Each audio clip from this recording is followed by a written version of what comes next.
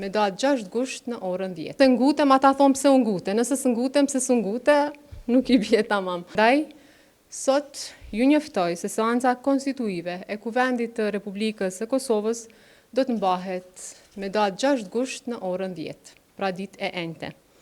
Deri atëherë, mbetet detyrim politik dhe institucional i subjekteve parlamentare që të vazhdojnë dialogun.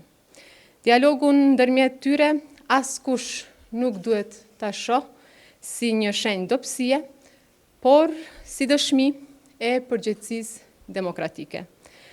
Në një demokraci parlamentare, përgjegjësia për ndërtimin e institucioneve nuk është ekskluzivitet i dikujt, por u takon të gjithëve. Marrëveshja kërkon gatishmëri dhe seriozitet nga të gjitha palët.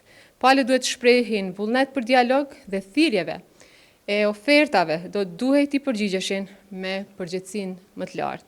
Dialogu nuk mund të jetë një proces një kahash dhe as përgjegjësia nuk mund të jetë e një anshme.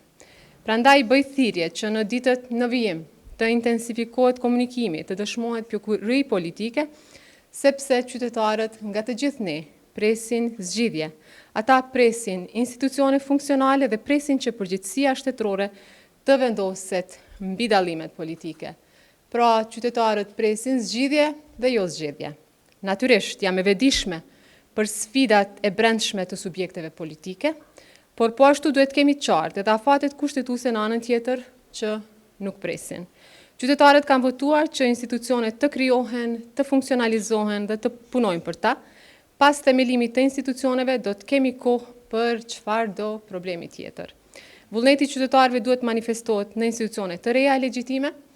Republika e Kosovës nuk mund të mbetet peng i inateve apo blokadave. Shmangja e një blokade të zgjatur institucionale pra është përgjegjësi e gjithëve. Du ta them të hapur, nuk e kam ndi vetëm në presionin e partive politike që trasancën konstituive. Nuk po flas për individ. Deri tani dy deputet nga aleanca që kanë përmendur këtë çështje, por nuk kam pas kërkesa të partive politike që unë sa më shpejt të veproj.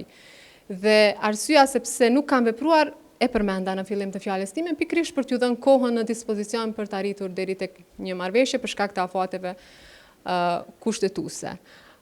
Por spekulimeve që po planifikojnë një raund tjetër zgjedhor, unë do t'i përgjigjesha me ftesën e tyre për takime serioze edhe për diskutime se si ta të i kalojmë situatën aktuale. Është e vërtetë që partia fituese vetëvendosje i ka numrat edhe për konstituim të kuvendit edhe për qeveri, por mos i harroni akuzat që na bënin partitë politike të kaluarën pse u ngutet me konstituim, pse u ngutet me qeveri.